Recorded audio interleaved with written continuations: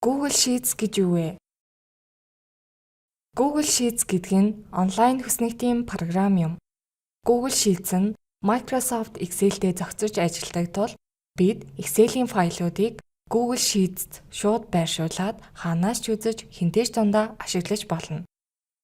Google Sheets-ийг нээхийн тулд Sheets.google.com гэж ороод Gmail хаягаараа нэвтрэнэ. Эсвэл Google Drive, New, Google Sheets гэж орно. Шинэ хуудас нээгдсэн байна. Зүүн дээд булангийн ногоон дөрвөлжинг дарвал Google Sheets-ийн нүүр хуудсанд очино. Энэ хуудсанд бланк нэмэх дарж ажлын шинэ хуудас нээнэ. Сүүлд ажилласан хүснэгтүүдэд харж орно. Мөн Google Sheets-ийн загвар хүснэгтүүдийг үзэж ашиглаж болно. Шинэ хуудас нээгээд дэлгэцийн дээд хэсэгт байгаа Untitled Spreadsheet дарж хүснэгтдээ нэр өгье. Хүснэгтээс нүдээ сонгож очоод өгөгдлөө бичнэ. Хүснэгтийн хөлд sheet буюу хуудас гэсэн таабууд бий. Хуудас нэмэх бол нэмэх тэмдэг дээр дарах юм. Энд байгаа доошоо харсан сумыг дарж хуудасаа удирдна.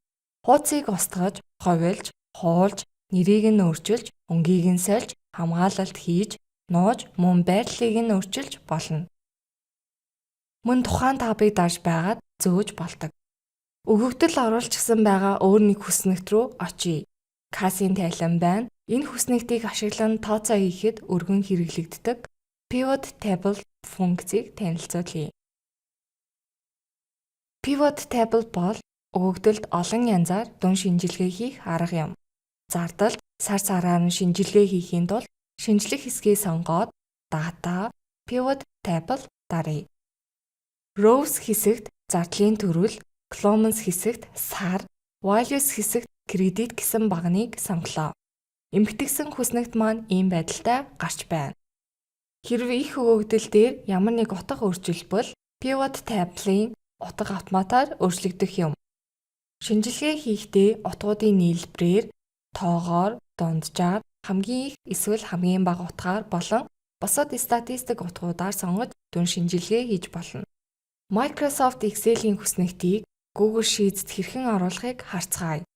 Google Sheets дотроо файл, import гэж дарна.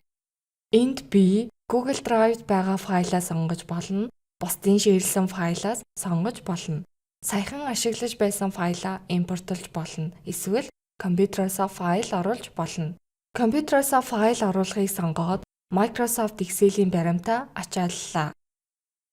Шинэ файл болгож оруулах, эсвэл нээлттэй байгаа файлд оруулах, эсвэл нээлттэй байгаа файлыг сольж хадгалах гэсэн сонголтууд байна.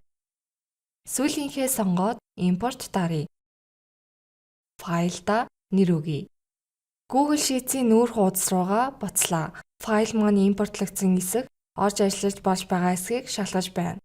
Баримтыг ачаалж оруулсан л бол зориуд сэвлэж хадгалах хэрэггүй.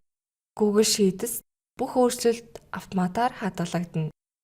Google Sheets бол бүртгэл хөтлөх, тооцоо хийх сайн хөтөч юм.